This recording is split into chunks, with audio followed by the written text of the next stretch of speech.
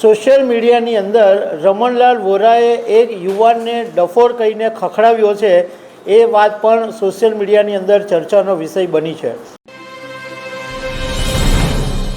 ગુજરાતના પૂર્વ મંત્રી અને પૂર્વ વિધાનસભા અધ્યક્ષ રમણલાલ વોરાની મુશ્કેલીમાં વધારો થયો છે, કારણ કે એક ભાજપના જ પૂર્વ ધારાસભ્યએ એમની સામે કલેક્ટરમાં પત્ર લખ્યો છે અને બીજી તરફ સોશિયલ મીડિયાની અંદર રમણલાલ વોરાએ એક યુવાનને ડફોર કહીને ખખડાવ્યો છે એ વાત પણ સોશિયલ મીડિયાની અંદર ચર્ચાનો વિષય બની છે। તો આના વિશે હું તમારી સાથે વાત કરીશ। મારું નામ રાજેશ શાહ છે અને તમે જોઈ રહ્યા છો ગુજરાતના સૌથી મોટા ડિજિટલ ન્યૂઝ પ્લેટફોર્મ ખબરછે.com।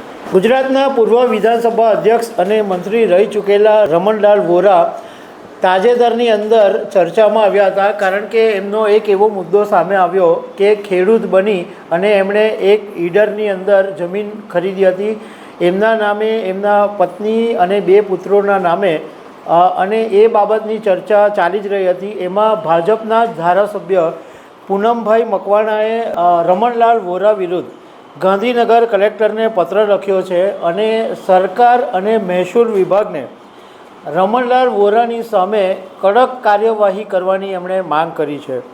પૂનમભાઈ મકવાણાએ 2 પાનાનો લાંબો પત્ર કલેક્ટરને લખ્યો છે અને એમાં એમણે એવું લખ્યું છે કે રમણલાલ વોરાએ ખોટા દસ્તાવેજો સાથે પોતાને ખેડૂત સાબિત કર્યા છે અને એના આધારે જમીનના માલિક બન્યા છે। આ કેસની અંદર જમીન વ્યવહાર, કાયદેસર દસ્તાવેજો અને જમીનના ખોટા ઉપયોગોની પણ તપાસ થવી જોઈએ। એમણે સાથે એવું કીધું કે 2016ની અંદર રમણ વોરાએ દિનેશ પટેલ નામના એમના એક મિત્રને 3.7 કરોડમાં જમીન વેચી હતી અને એ જમીન પછી દિનેશ પટેલે એ જમીનને એને કરાવી દીધી અને ફરીથી એ જ જમીન વોરાના 2 દીકરાઓને વેચી દીધી હતી। આમાં ખોટા દસ્તાવેજો રજૂ કરીને ખેડૂત બનવું એ ગંભીર બાબત છે, એમ પૂનમભાઈ મકવાણાએ એમના પત્રની અંદર લખ્યું છે। એમણે એવું પણ ઉલ્લેખ કર્યો કે ગાંધીનગરના પાલજમાં બોગસ ખેડૂત ઈડરમાં જમીન ખરીદી 2 દીકરાના નામ પર। અને બીજો જે મુદ્દો છે એ વધારે ચર્ચાનો વિષય બન્યો છે કે સોશિયલ મીડિયાની અંદર રમણલાલ વોરા અને એક યુવાનની સોશિયલ મીડિયા ચેટ છે એ વાયરલ થઈ છે।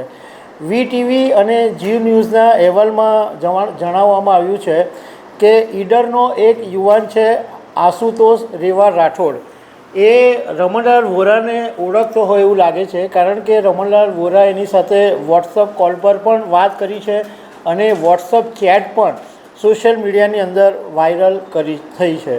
હવે આ આખું જે રમણલાલ વોરાએ શું કીધું છે એ તો હું તમને કહીશ, પરંતુ આ જે આખો આશુતોષ રાઠોડનો જે ઇસ્યુ છે એ એવું લાગે છે કે તાજેતરની અંદર સાબર ડેરીના ચેરમેનની સામે જે એક આંદોલન થયું હતું એ આંદોલનનું મૂળ આ વોટ્સઅપ ચેટનું વિવાદ હોય એવું લાગી રહ્યું છે, કારણ કે આશીષ રાઠોડે આંદોલન દરમિયાન સ્થાનિક ધારાસભ્ય તરીકે રમણલાલ વોરાની ભૂમિકા લઈને સોશિયલ મીડિયાની અંદર ટીકા કરી હતી અને એ પછી રમણલાલ વોરાએ એવો જવાબ આપ્યો કે આ આઇટમ બેકાર છે, સાચા નામ અને સાચા ફોટા સાથે મરદ હોય એ જ મેસેજ કરે।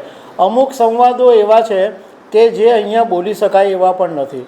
આ ઉપરાંત વોરાએ વોટ્સઅપ કોલ ઉપર આ યુવાનને ડફોર કહીને ખખડાવ્યો અને સાથે સાથે એમ પણ કીધું કે તને ખબર છે હું 52 વર્ષથી રાજકારણમાં છું, 22 વર્ષ મંત્રી રહ્યો છું અને 1975માં ડીવાયએસપી લોમાં ગોલ્ડ મેડાલિસ્ટ છું, અને એમ પણ કીધું છેલ્લે કે તું પહેલાં ચડ્ડી પહેરતા શીખી જા, પછી તારા બાપને બતાવજે। આવી બધી વાતો પણ રમણલાલ વોરાએ કરી છે અને એને કારણે સોશિયલ મીડિયાની અંદર રમણલાલ વોરા અત્યારે ચર્ચામાં આવી ગયા છે। તો દર્શક મિત્રો, આવી અનેક વાતો સાથે અમે તમને મળતા રહીશું। Thank you very much.